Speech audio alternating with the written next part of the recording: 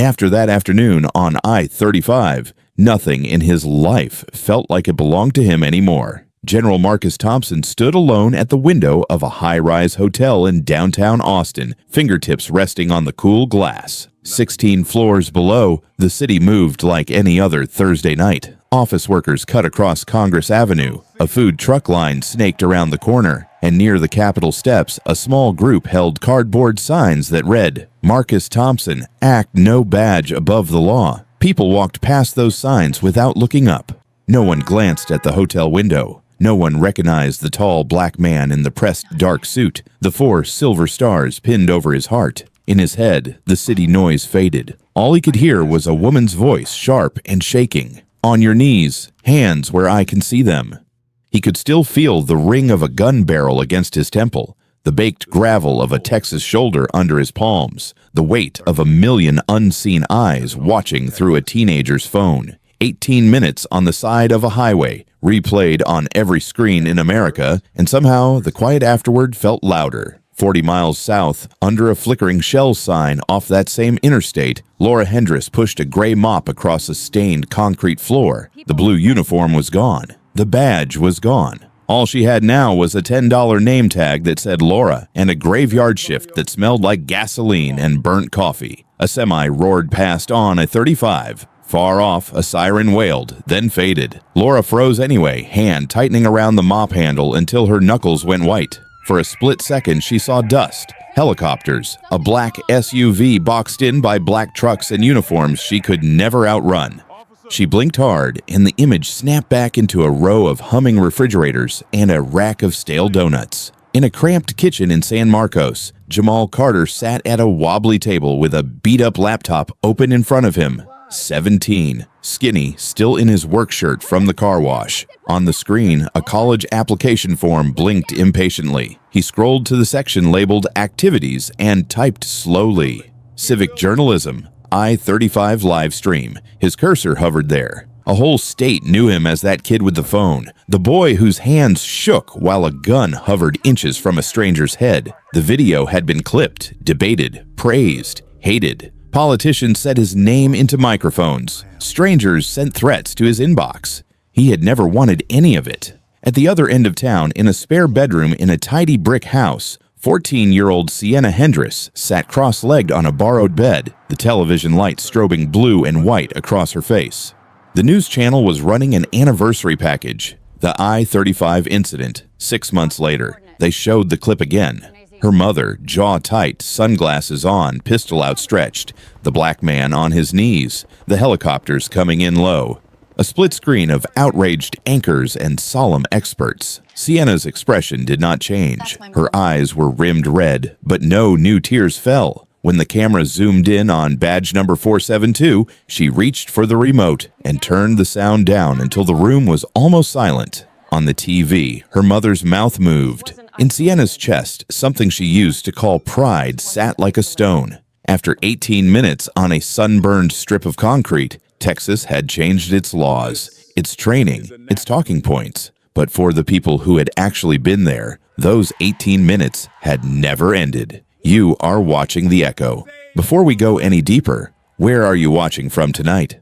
If stories about justice and what power does to ordinary people mean something to you, hit subscribe and tap like. It helps more folks hear what really happened when a gun was pointed at a black United States Army general and one phone call to the Pentagon turned a traffic stop into a turning point. Because for all the headlines and hearings, there is still a part of this story the cameras never caught. Sir, with all due respect, being a black man in Texas, even in uniform, is not always a shield. The words hung in the briefing room at Fort Sam Houston. Fluorescent lights hummed overhead. A map of Central Texas glowed on the wall, routes marked in red. Captain Reed, no more than 30, looked like he wanted to swallow his own tongue after saying it. He stared at the floor, then back at the 4 stars on General Marcus Thompson's chest. Marcus let the silence sit a beat longer than was comfortable, then smiled, tired but genuine.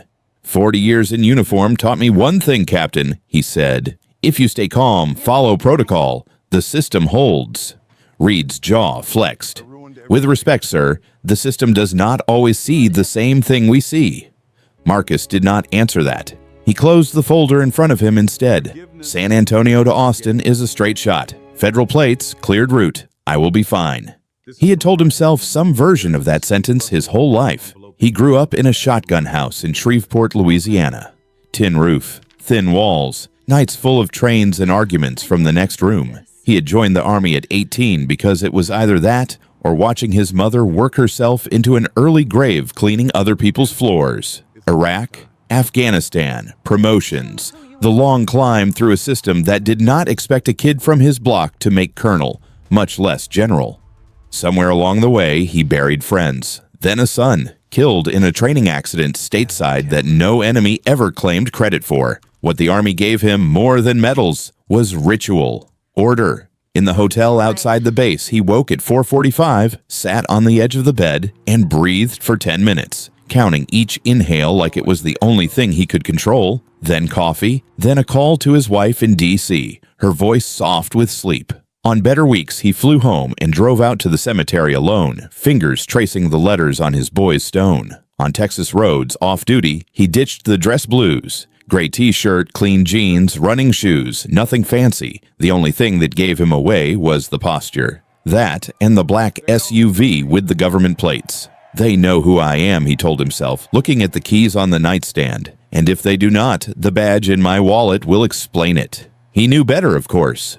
Some nights, staring into the mirror, hand resting on the pale scar at his hairline, the truth slipped out in a whisper he would never say into a microphone. They will salute my ribbons in D.C., he thought, and clutch their purses when I walk past them in plain clothes. He straightened his tie and pushed the thought away. 20 miles north in San Marcos, the Carter family TV flickered with another story out of another town. Grainy body cam, sirens, a stretcher disappearing into an ambulance. They said he reached for something, the anchor intoned. At the small kitchen table, Jamal Carter picked at his rice while his father stared at the screen with a face that had seen enough. Darnell's work shirt still smelled faintly of oil and metal. Remember, son, Darnell said without looking away. Camera first, words later. Do not argue with a gun. Jamal frowned. If we do not film it, nobody believes us. Darnell finally turned to him. There was pride in his eyes and a fear too old for either of them. That is the problem, he said, and the only thing we have. Across Coma County, just outside town, Deputy Laura Hendress leaned on the hood of her cruiser behind the station, draining another can of energy drink.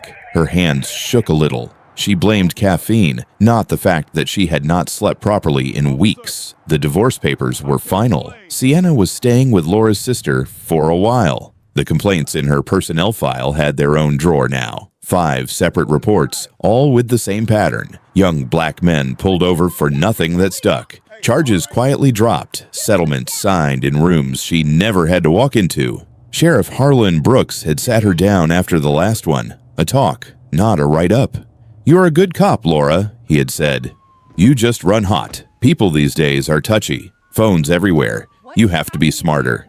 Today, Deputy Carlos Ramirez walked up beside her, tapping a cigarette from a pack he never quite lit. "Laura, one of these days, that temper's gonna follow you home," he said, tone gentle. She snorted. "People respect strength, not hesitation." He looked at her for a long second. "People respect staying alive," he murmured, but she was already tossing the empty can and heading back to her car. At the end of the day, when the paperwork was done and the sun sank low, Marcus stood in the motor pool at Fort Sam Houston, palm resting on the hood of the black SUV assigned to him. The paint still smelled new. Federal plates gleamed under the fluorescent lights. "San Antonio to Austin," he said under his breath. Middle of the day. Federal plates. Clear record. What could possibly go wrong? He slid behind the wheel, engine rumbling to life, and eased through the gate onto I-35. Heat shimmered above the lanes, turning the road ahead into a wavering ribbon. In his rearview mirror, far behind him, a white Coma County patrol car merged onto the highway, falling into the same northbound flow. Its light bar was dark. Its driver had one hand on the wheel, the other wrapped around a travel mug of gas station coffee. Neither of them knew yet that their paths were already locked together. By noon, the heat over I-35 looked alive. The air shimmered, the blacktop breathing waves that made the cars ahead of General Marcus Thompson waver like ghosts. The encrypted GPS on the dash chirped, then flashed red. Route error. Signal lost. Marcus frowned. The unit had glitched once before near San Marcos. Nothing dramatic, just a bad coordinate. He signaled, eased the black SUV onto the shoulder, and rolled to a stop. Tractor trailers thundered past, rocking the vehicle. He killed the hazard lights, unbuckled, and stepped out into the furnace air. The sun hit him like an open oven. He squinted, walked around to the passenger side, and opened the back door to reach the secure tablet case. His upper body disappeared into the car as he leaned in, dark shirt clinging to his back with sweat. From a distance, it looked like someone rummaging through a vehicle that was not his. Half a mile back, Deputy Laura Hendricks saw exactly that. Her eyes were already tight from the last call. An argument with her ex-husband about custody in the morning. A chewing out from the sheriff about paperwork right after. Her head hurt. Her chest hummed with leftover anger that had not found a safe place to land. Now, in the far lane, she watched a black man step out of a government SUV with federal plates and start digging in the back seat on the side of a highway. Her brain did the rest without asking her permission. Trafficking, stolen vehicle, drug courier using a federal look-alike. She heard her father in the back of her skull, the way he used to talk when he came home from his own patrols decades ago. Do not hesitate, Laura. Hesitation gets you a folded flag and a ceremony. You come back in a body bag if you give them the first move. Her hand flicked on the lights before she even decided to. Red and blue strobed across the median. Cars in front of her parted. She swung onto the shoulder, gravel pinging against her fender, heart hammering with a mix of adrenaline and something she had started calling instinct. Marcus heard the siren behind him and straightened, tablet still in one hand. He turned and saw the patrol car slide to a stop just feet away. He could have reached into his pocket right then, pulled out his wallet, held up the ID that carried his rank, and made people step back in rooms across Washington. He could have stayed next to the open door, used the steel between his body and her gun. Instead, old training clicked in. He shut the back door slowly and stepped out where she could see him, hands relaxed at his sides. The deputy slammed her door and came out already shouting, "On your knees, hands where I can see them, now." Her voice ricocheted off the concrete, sharper than the siren. Her Glock was up at eye level, sights locked on his chest. Marcus froze for half a second. In that sliver of time, 3 options flashed in his mind. He could raise his voice and his rank. "I am General Marcus Thompson, United States Army." He could argue the stop itself, refuse to kneel, stand on his rights, and his indignation and all the years he had given this country. Or he could do what he had told 100 younger soldiers to do. De-escalate, stay calm, survive the moment, and sort out the insult later. Heat crawled up his neck as he chose the third. He spread his hands, palms forward. "Officer, I can explain," he began. "On your knees," she snapped. "Hands on your head. Do it now." He swallowed what he wanted to say. The word general tasted like rust on his tongue. He lowered himself slowly, feeling the gravel bite through the fabric of his pants. The asphalt radiated through his knees, a familiar burn that dragged up another memory. A street in Fallujah, dust instead of heat, shimmer, shouting instead of traffic. A young Marine bleeding on broken stone while he dragged him toward a Humvee. "You are not in Iraq," he told himself. "You're on a Texas highway talking to an American cop." Out in the slow lane, a faded blue pickup rolled past. Darnell Carter gripped the wheel as he saw the patrol car and the man kneeling beside the black SUV. "Keep driving," he muttered. Beside him, Jamal twisted in his seat. "Dad, he is just kneeling there. He is not doing anything." Darnell's jaw clenched. "Stay in the truck." The scene behind them shrank in the rearview mirror. Jamal felt his chest tighten. He thought of the news clips, the names turned into hashtags, all the times people said there were no witnesses. Camera first, words later. Do not argue with a gun. He reached for his phone anyway. His fingers hovered. The truck rolled to a stop on the next patch of shoulder. Jamal licked his lips, heart pounding loud enough to feel in his throat. For 3 long seconds, he stared at the red circle on his screen. Then he hit go live. Back up the highway, Laura watched Marcus lower himself and decided his composure was a problem. He was too calm, too measured, the way men looked when they were used to talking their way out of trouble. "Do not let him run you," her father's voice pushed. "Control the scene." Her radio crackled at her hip. "Unit 9-4, status check." She could have answered, called in the stop, let another unit hear the tremor in her voice and the placement of her gun. She turned the volume down with her elbow instead. Not this one. No more cameras, no more reports. I am not losing my career over another clip. Her gaze snapped to the side. A teenager in a t-shirt had stepped out of a truck, phone up, lens reflecting the sunlight. "Put that phone down," she shouted, gun jerking in his direction for a fraction of a second. "Mom, you are live," Jamal called, voice shaking. "Everybody is watching." She swung the weapon back to Marcus, fury scorching through the fear. "You think those plates mean you can sneak anything across this highway? We have been told about your kind."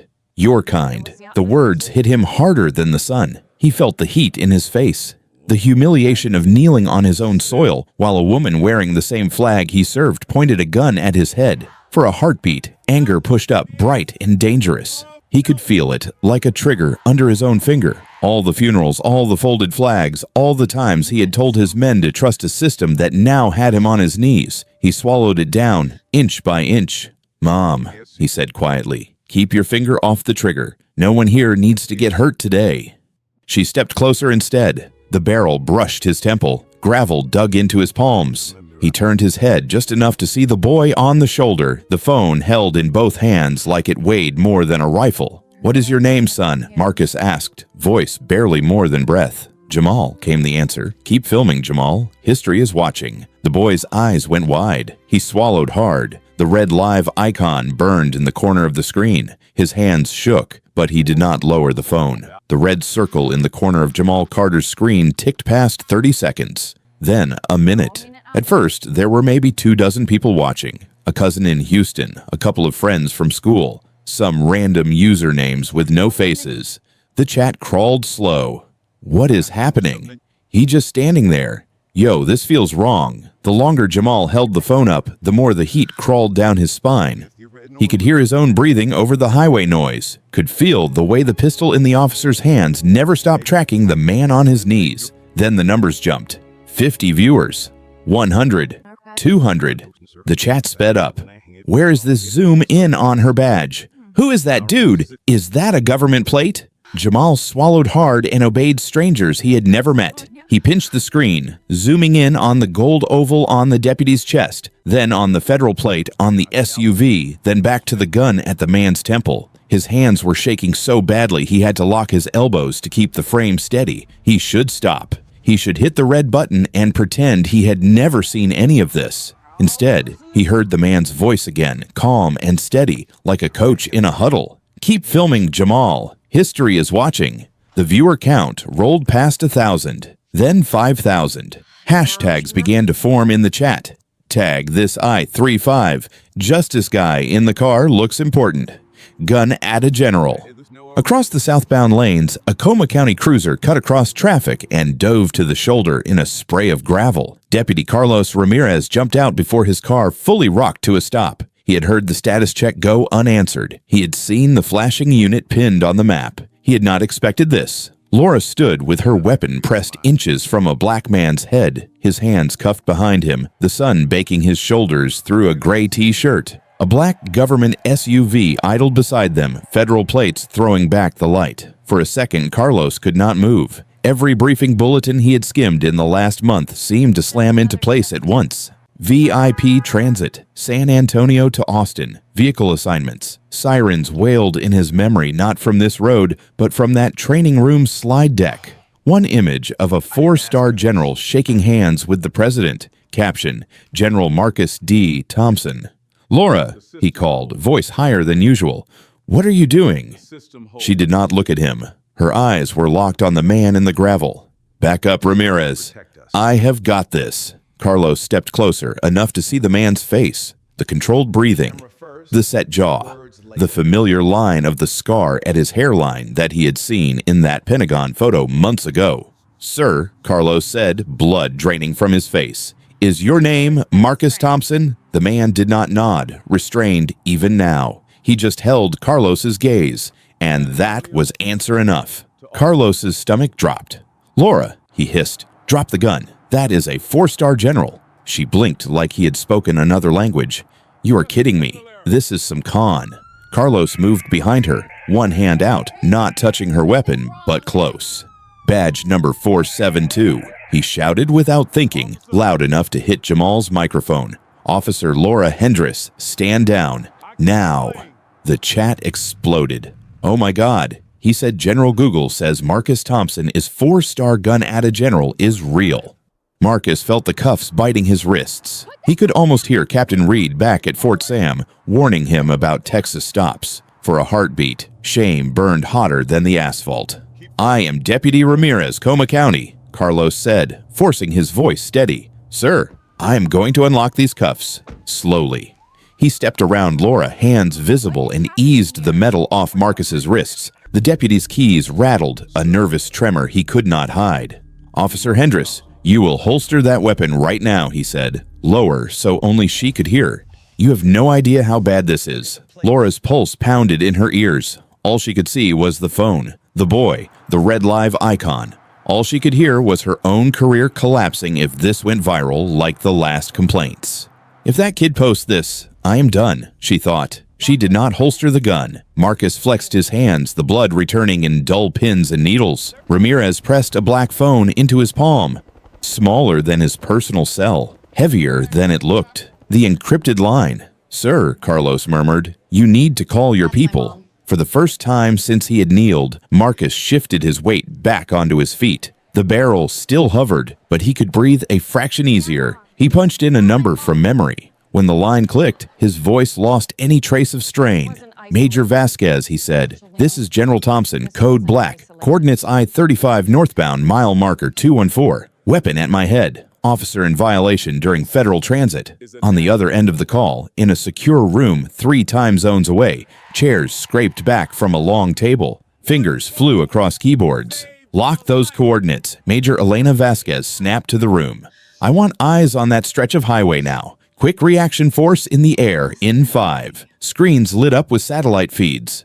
A blinking dot over a strip of Texas road zoomed closer until they could see 2 small cars and a third pulled onto the shoulder. A uniformed figure with a gun drawn. A man on his feet beside a black SUV. A tech looked up, face pale. Mom, this is already live on social. It is climbing fast. This is going to be on every screen by sunset. Back in Texas, the air changed. At first, it was just a low thrum Jamal thought was in his own chest. Then, the sound thickened, rotor blades chopping the sky. Wind beginning to move even before the helicopters came into view. The chat on his phone went wild. Do you hear that? That is military. They are sending birds. Black shapes swung into the frame, growing fast. 2 Blackhawks swept low over the lanes, blowing hot wind and dust across the shoulder. Drivers slowed, some pulling onto the median, phones raised. From the opposite side of the highway, 3 black SUVs with no markings threaded through traffic and cut across to the shoulder in front of the Shell logo on Marcus's plate. Doors popped open in unison. Men and women in tactical gear poured out, faces hidden behind dark glasses and headsets. For a moment, everything narrowed to the sound of boots on gravel. The lead figure was a black woman in a pressed combat uniform, her hair pulled back, her stride unhurried but absolute. She walked past Jamal without looking at the camera, past Carlos, and stopped in front of Laura. Officer Laura Hendress, Coma County Sheriff's Department, she said, voice flat. You are relieved of duty, badge and weapon. Now. Laura's mouth went dry. I did not know who he was, she managed. He did not tell me. The woman flicked her eyes to the general, then back. That is the point, she said. Badge and weapon. Hands numb, Laura unclipped the metal shield from her chest, then slowly turned the Glock and laid it in the waiting gloved hand. Half a county away, in a classroom that still smelled like dry erase markers and teenage sweat, a teacher had stopped the lesson and turned the TV up. Kids, this is happening live, she said, trying to sound calm. You need to see this. On the screen, the grainy phone feed had been replaced by a cleaner network version. A news banner read, Developing. Officer draws gun on motorist in Texas traffic stop. The angle changed. The camera zoomed on the officer's face, then the badge. Hendress 472. A girl in the second row gasped. Sienna, she whispered, tapping the desk in front of her. Is that your mom? Sienna's chair scraped back. Her eyes were locked on the image of her mother, stripped of her gun, standing in the middle of a storm she had created. She did not cry. She did not answer. She picked up her backpack and walked out of the room, the teacher calling her name once, then letting her go. In the hallway, her hands shook as she dug her phone out of her pocket. She opened her messages, stared at her mother's contact photo for a full 5 seconds, then typed with vicious precision. "I saw it. You are not my mom." She hit send and turned the phone face down in her palm. Back on I-35, wind whipped Laura's hair across her face. The Blackhawks circled wider now, holding position. The general stood surrounded by federal security, one hand pressed absently to the side of his head where the barrel had rested. The woman in uniform turned to him and saluted. "Colonel Victoria Lang, sir," she introduced herself. "Quick reaction team. We have control of the scene." Marcus nodded once, eyes never leaving Laura. "Control," he said quietly, "is a funny word." The first national anchor to break in was on a screen above a sports bar in Austin. Baseball vanished mid-inning, replaced by a split screen. On the left, a dusty shoulder, helicopters, black trucks, a cluster of uniforms around a tall black man in civilian clothes. On the right, a studio, cool blue lights, a familiar face looking grave. Breaking news out of Texas this afternoon, the anchor said. An officer has been caught on live video pointing a gun at what sources are now confirming is a black 4-star general in the United States Army during a routine traffic stop.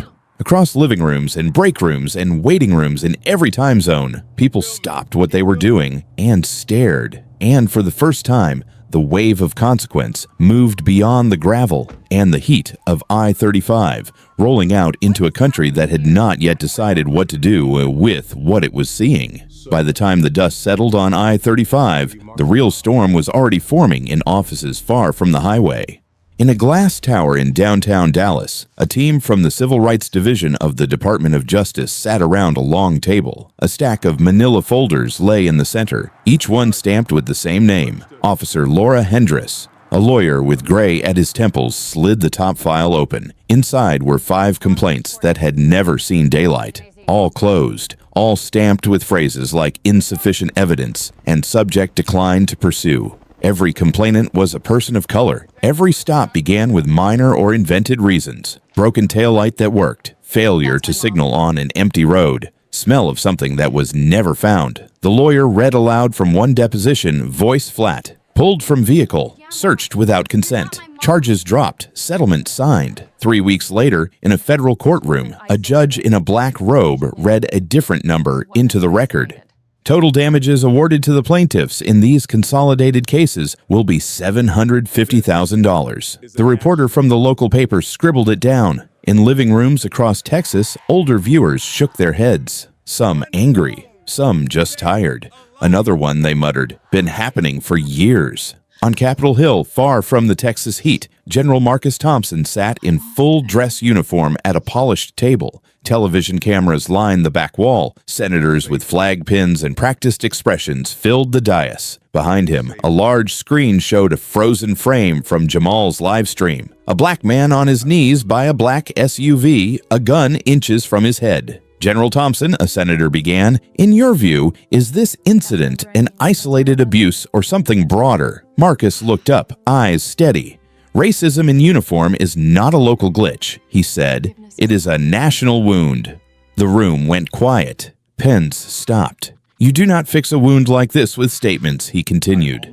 You fix it with structure, with training that actually changes behavior, with cameras that cannot be turned off, with real consequences when a badge is used as a weapon. Outside those walls, people were already moving. In Austin, Dallas, Houston, crowds gathered in front of courthouses and city halls. Young people with signs painted in dorm rooms. Older folks in church clothes who had seen versions of this story before. One phone saved a life. No badge above the law. Near the front in Austin, a group of white veterans from the VFW Post held a banner that read, "He fought for us. We fight for him." Their boots and ball caps looked out of place next to rainbow hair and ripped jeans, but their voices blended on the same chants. While the marches filled the news, Laura's own reckoning happened off camera. Her hearing was in a smaller courtroom, no national feed, just a few local reporters, some lawyers, and a woman who could not meet her own reflection in the glass. The judge listed the charges: civil rights violations under color of law, misuse of authority, destruction of public trust. Given the circumstances and the lack of prior criminal record, he said, This court sentences you to 5 years probation, mandatory participation in a rehabilitation and counseling program, and permanent forfeiture of your position and pension with the Coma County Sheriff's Department. Laura nodded once. There was nothing to argue, no clever legal angle, just a long drop from a life she did not recognize anymore. For a few weeks, she did what the program asked, sat in circles with other people in folding chairs, talked about anger, wrote letters she never sent. Then one night, she walked out of the rehab center and did not come back. They found her 3 days later in the cab of her old pickup, parked behind an abandoned strip mall. Empty bottles on the floorboard, the engine cold. She did not run when the federal agents tapped on the window. She just looked at them with the hollow eyes of someone who had already run out of road. Back in Coma County, Sheriff Harlan Brooks sat at his kitchen table with a cup of coffee that had gone cold. His wife watched him stare at nothing. "I thought I was protecting a good cop from overly sensitive complaints," he said. "Turns out I was protecting a loaded gun from accountability." He let out a long breath. This is not just on her. It is on every time I told myself folks were making a big deal out of nothing because there was no video. A month later, on the steps of the Texas Capitol, the governor held up a pen in front of a bank of microphones. Marcus stood a few feet behind, stiff in his uniform, wishing he were anywhere else. "Today we sign into law the Marcus Thompson Act," the governor announced. "This measure requires all law enforcement officers in our state to wear active body cameras at all times while on duty. It mandates that footage be stored on secure statewide servers, not local ones. And it changes how we train officers on bias and de-escalation." Cameras flashed as ink met paper. Reporters shouted questions. Marcus stared at the marble steps, jaw tight. A law with his name on it, born from his knees on a strip of Texas gravel. He felt pride. He felt anger. He felt both pressed together so hard he could not peel them apart. In a high school auditorium in San Marcos, Jamal stood at a wooden podium in front of a banner that read Student Voices Forum. The gym smelled like sweat and floor polish. In the front row, his father sat straighter than he had in years. On a table beside the stage lay a certificate from the Marcus Thompson Fund, full tuition scholarship for a future journalism major. Harvard University printed in black at the top. The camera did not make her do what she did, Jamal told the crowd. It just made it impossible to hide. Students murmured. Teachers nodded. Darnell wiped his eyes with the back of his hand when he thought no one was looking. Across the state, training rooms and police academies played and replayed the I-35 footage. In some, instructors paused the video every few seconds to ask recruits what should have happened instead. In others, veteran officers watched in grim silence, arms crossed, seeing themselves in ways they had never been forced to see before. On Sundays, in small churches and big ones, pastors and deacons quoted Marcus from the Senate hearing. They talked about wounds and structure, justice and restraint. In some congregations, they played the clip of him saying, "I should not have to say who I am to stay alive." The system had been pushed into changing some of its rules, cameras, training, laws. But the people inside the uniforms and under the laws carried their own scars, some visible, some not. The second wave of consequence did not roar like helicopters over a highway. It moved quieter. Through courtrooms and classrooms, through late-night conversations at kitchen tables, through the uneasy knowledge that a country could not unsee what it had seen. The TV in the Pentagon conference room was muted, but the image was the same one that had followed him for months. Knees on hot gravel, gun at his head, helicopters circling like vultures. General Marcus Thompson looked away from the screen when Colonel Victoria Lang stepped in, holding a black case tablet. "Sir," she said, setting it on the table, "there is something from the archive you need to see." She tapped the screen. A different image appeared. Sand, not asphalt, smoke instead of Texas heat haze. November 2004, stamped in the corner. A younger Marcus was in the center of the frame, face streaked with dust, carrying a limp Marine across a street choked with rubble. The name tape on the Marine's torn uniform was just visible. Hendris. Marcus stared. He could almost smell the burned rubber and hot metal again, hear the distant thump of mortars in Fallujah. He remembered the weight of that kid over his shoulder, the way the boy had mumbled through cracked lips. "My sister is a cop back home. She is gonna be proud I served." Then you live long enough to hear her say it. Sergeant, Marcus had told him, adjusting his grip and pushing toward cover. Now Lang's voice cut back in. His name is Ryan Hendress, she said. Laura's younger brother. He is in a VA rehab program in Waco. PTSD, addiction, the usual cocktail after 3 tours. Marcus let out a slow breath he did not know he was holding. The officer who put a gun to my head, he said, was his sister. Lang nodded once. There is more. She pulled a thin folder from under her arm and unfolded a single page. We found a letter he wrote years ago. It was addressed to an unknown soldier who saved me. It was never delivered, she read. If you ever meet my sister, the letter said in shaky handwriting, tell her forgiveness is the hardest medal to earn. The word hit Marcus harder than he expected. Forgiveness, not justice, not revenge. Forgiveness. For a moment, the irony stung. The man he had dragged out of a collapsing alley wanted his sister to learn the one thing she had refused to offer a stranger on the side of a highway. The real battle is not overseas anymore, Marcus said quietly. It is in how we see each other at home. 2 weeks later, in a bland counseling room that smelled like coffee and disinfectant, Laura Hendress sat across from Sheriff Harlan Brooks and Colonel Lang. Her hands were cuffed in front of her. More out of formality than fear, she had nowhere left to run. Brooks slid the same photograph across the table. Fallujah, Marcus, a young Marine with Hendress across his chest. Laura blinked once, twice. That is Ryan, she whispered. That is my baby brother. Lang laid the letter down beside it. He wrote this about the man who carried him out. He did not know the name. We matched the records last month. Laura read in silence. Her lips moved on the last line. Forgiveness is the hardest medal to earn.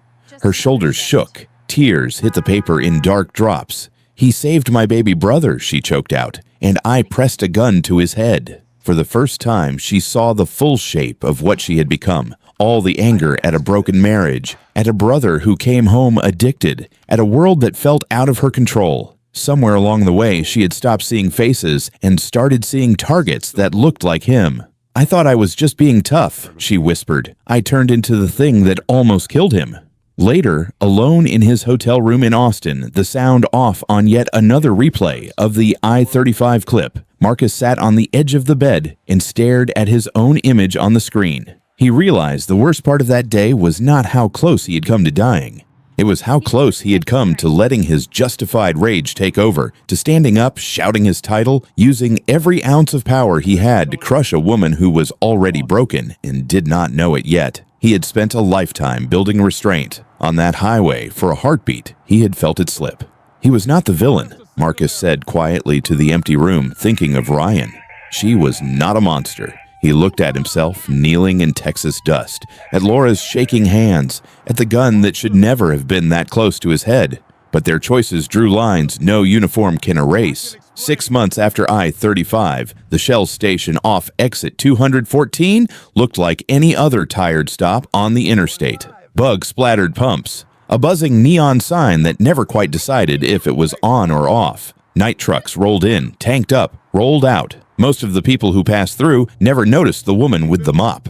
Laura Hendress worked the overnight shift now, 10 at night to 6 in the morning. She cleaned the bathrooms, restocked the fridge, wiped up spilled coffee and diesel footprints. When her eyes got too heavy, she slept in the cab of her old pickup, tucked behind the dumpster, seat reclined, jacket pulled over her chest for warmth. The badge was gone. The pension was gone. The uniform that had once made people straighten up when she walked into a room was now just a memory buried in the back of a closet she no longer had a key to. Sienna would not return her calls. The divorce papers were older than most of the food on the hot dog roller inside. Every now and then, a trucker would catch her posture as she stepped outside to sweep and call out of habit, "Evenin', officer." Each time, Laura flinched like he had thrown something at her. "Not anymore," she would mumble, staring at the ground. The word used to feel like armor. Now it felt like a lie.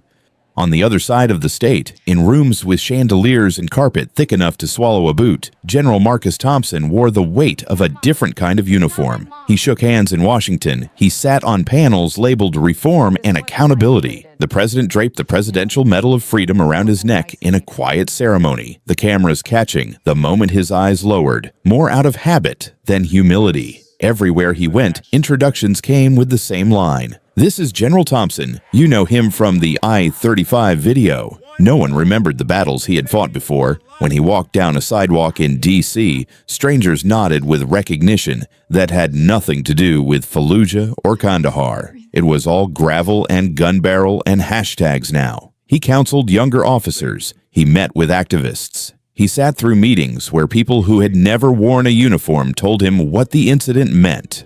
Being the face of reform, he discovered, meant living straighter than any regulation demanded and having less room to be human than ever before. Some nights, in yet another hotel room, he found himself longing for the days when he had been just another name on a deployment roster, when the only cameras around were on the end of a journalist's arm and he could walk to a corner store in a gray t-shirt without anyone expecting wisdom. In San Marcos, the Carters packed their life into cardboard boxes. Jamal's scholarship letter from the Marcus Thompson Fund was taped to the fridge. The same mailbox that had once held threats about snitch kids and cop haters now carried brochures from colleges and journalism schools. The good attention came with the other kind. Anonymous accounts online called him a traitor. One man in a grocery store had recognized him and muttered, "Little punk, ruined a cop's life," just loud enough for Darnell to hear. Darnell decided then that they were moving.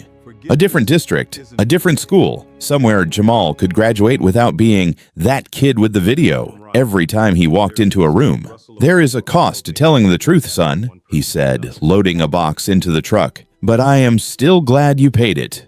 "I am too," Jamal answered, though his eyes flicked nervously whenever a patrol car rolled past. On a cool November night, the shell off exit 214 hummed under the glow of a half-dead sign. Laura was on her knees in the aisle between the coffee station and the snack rack, scrubbing at a sticky patch someone had left behind. The radio behind the counter mumbled country songs and late-night ads. She heard the engine before she saw the vehicle. Not the rough rattle of a long-haul truck, but the quiet, expensive purr of something well-maintained. Headlights swept across the windows. A black SUV pulled up to pump 3. Her chest tightened. She told herself it was just another car. She pushed the mop harder.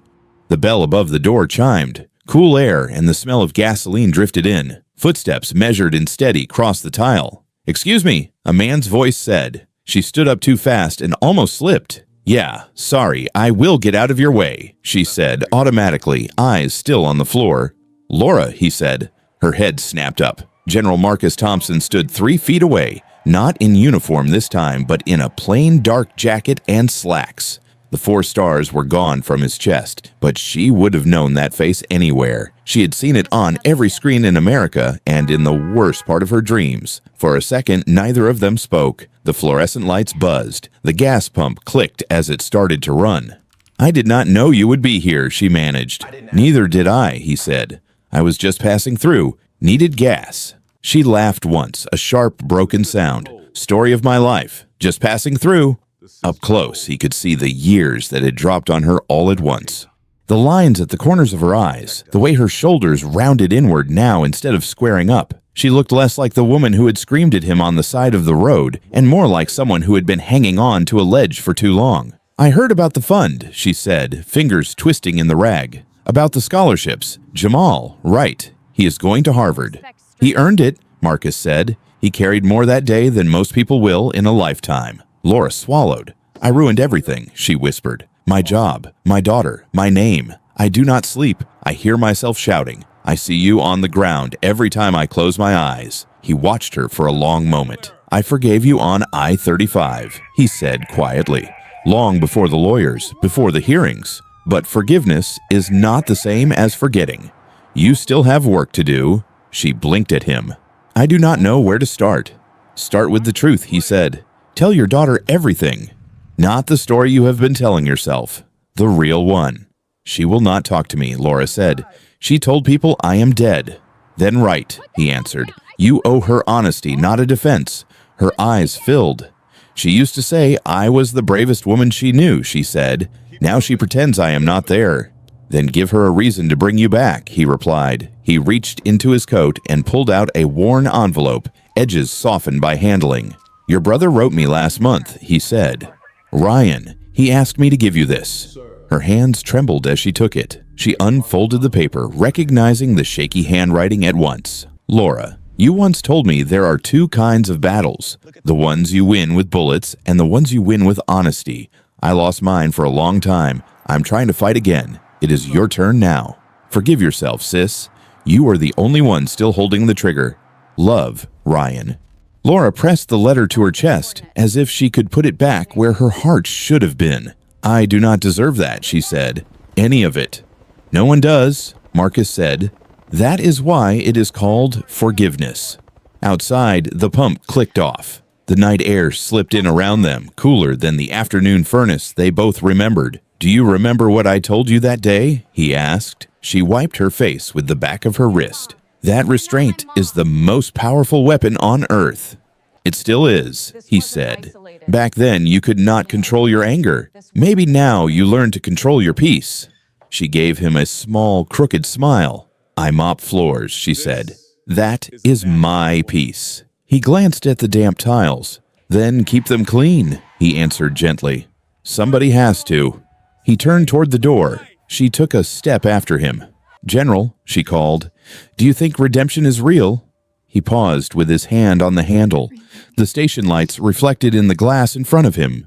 It is real, he said, but it is not a feeling. It is a lifetime. He walked out to the SUV and tightened the gas cap. As he opened the driver's door, he looked back at her one last time. Take care of yourself, Officer Hendricks, he said. She flinched at the title. I am not that anymore. You are still responsible for the badge you wore, he replied. That never expires. Then he got in, started the engine, and pulled back onto I-35, tail lights fading into the dark. Laura stood under the flickering neon, the letter from her brother clutched in both hands. Tears streaked down her face, hot and clean. For the first time since the day on the highway, she did not feel like running. She bent, picked up the mop she had dropped when he walked in, and went back to work. By the time the next class of cadets walked through the doors of the new state academy, Texas had learned to live with the words I-35 in its mouth, not as a road, but as a warning. In a fluorescent training room, 20 recruits in gray polo shirts sat in straight rows, while an instructor tapped a laptop. The screen at the front flickered, then froze on a familiar frame. A black man on his knees by a black SUV, a pistol inches from his head. Nobody talked. Even the class clown in the back went quiet. This is not to shame a cop, the instructor said finally, hands in his pockets. His badge number glinted on his belt. It is to remind you what happens when fear and ego wear a badge instead of a conscience. He hit play. The room watched the 18 minutes in one long breath. Jamal's shaking camera, Laura's orders, Ramirez's panic, the helicopters, the moment a man who outranked almost everyone in Washington chose not to stand up and throw his rank like a shield. When it ended, the instructor let the blank screen hang for a moment. Ask yourself, he said, who you are in that video, because you will not get to pick it in the moment. You pick it right now, in rooms like this. Hours south, in a small bedroom with half-full boxes stacked against the wall, Jamal sat at a cheap desk and stared at a blinking cursor. The Harvard essay prompt waited at the top of the page. Describe a moment that changed the way you see the world. He cracked his knuckles, then began to type. Restraint and the camera. He wrote about his father's warning, about the way his thumb hovered over the Go Live button, about the sound of rotors in the distance. He wrote about the sentence General Thompson had said to him months later in a quiet hallway after a scholarship ceremony. You did not cause it, son. You revealed it. He left that line in the middle of the essay, untouched, like a stone in the center of a river. The rest of the words flowed around it. On the other side of town, Sienna Hendricks lay on her stomach on a friend's bed, a borrowed laptop open in front of her. The house smelled like detergent and tomato sauce, like someone else's family. On the TV in the next room, a news special replayed the I-35 anniversary segment for the third time that week. She had avoided every story, every clip, every mention of her mother's name for months, but she had seen the gas station footage once, the one where a bystander had recognized the general and filmed from the pumps. Her mother, in a faded polo, crying as he handed her a letter. The way he had walked away without humiliating her again, even though the whole country would have clapped if he had. Her fingers hovered over the keyboard, then settled. General Thompson, my name is Sienna. I am Officer Hendriss's daughter. I guess you already know who she is. I watched what she did on that highway. I watched what everyone said about her after. I also watched what you did not do. You could have destroyed her in front of the whole world. You did not. If you can forgive her after what happened, maybe I can try too. I am not promising it will be fast. I just wanted you to know I am not pretending she is dead anymore. Thank you for leaving room for that. Sienna. She read it 3 times, then hit send before she could change her mind. Her heart pounded in her throat, but when she closed the laptop, the room felt a little bigger. In Austin again, in a hotel not far from where he had once watched protesters fill the streets with cardboard signs, Marcus stepped out onto a narrow balcony. The night air was softer now. No chants, no sirens, just traffic and fragments of music from a bar down the block. From up here, the streets looked ordinary. People leaving restaurants, a couple arguing softly by a parking meter, a bus hissing at a red light. No one looking up. He thought about Fallujah, the weight of Ryan Hendriss over his shoulder. He thought about I-35, the weight of a Glock barrel against his skull. He thought about Jamal and his shaking hands, about Sienna and the email he now kept folded in his wallet, about Laura mopping a floor under bad neon with a letter pressed to her chest. We like to think consequences show up to settle a score, he thought, to punish or to reward. But the truth that had taken him a lifetime and one long afternoon on a highway to see landed on him as simply as the night air. Consequences do not come to punish us. They come to reveal who we have become. For Laura, consequence had peeled back every excuse until she saw herself through the eyes of the people she had pulled from cars. For Jamal, it had shown him that courage could look like a teenager holding a phone when every instinct said to look away. For Sienna, it meant deciding whether her mother's worst moment would define their family forever. For him, it meant living the restraint he preached every day, even when it hurt. Down at street level, a patrol car rolled through the intersection. Its dash camera recorded everything, whether the officer wanted it to or not. Somewhere, a server stored the footage under a statute with his name on it. The Marcus Thompson Act had changed policies, wiring new checks into old systems, cameras that could not be switched off, training that forced recruits to sit with their own bias instead of pretending it was not there. Review boards with teeth. On paper, the state was different now, but the real work, he knew, did not live in legislation. It lived in tiny, ordinary decisions. A trembling thumb choosing to press record, a veteran general choosing not to roar, a girl choosing to write instead of erase, a cop choosing to holster a weapon and listen. This story was never just about a gun, a badge, or the stars on his shoulder. It was about what happens in those 3 seconds when we decide who somebody is before they ever open their mouth. In the end, it was not the gun, the badge, or the rank that changed Texas. It was one man choosing restraint, and one boy refusing to look away. And some echoes do not fade. We grow into them. You have just walked with them down that stretch of A35 and back again. Maybe you saw a piece of yourself in the general, in the boy with the phone, in the daughter watching from a classroom, or even in the officer who let fear drive the car. This is not just a story about a cop and a general. It is about every moment we look at another human being and decide what they are worth in the space of a heartbeat. If this story made you uneasy or angry or strangely hopeful, sit with that for a minute. Then tell us where you are watching from. Share your own experiences with power, with police, with being misjudged or finally seen. Hit subscribe, tap like, leave a comment, not to shout into the void, but so more people can hear these kinds of stories, the ones that ask harder questions than any headline. Because justice is not just what happens in a courtroom or on a highway, it is what we choose to do with the echoes afterward.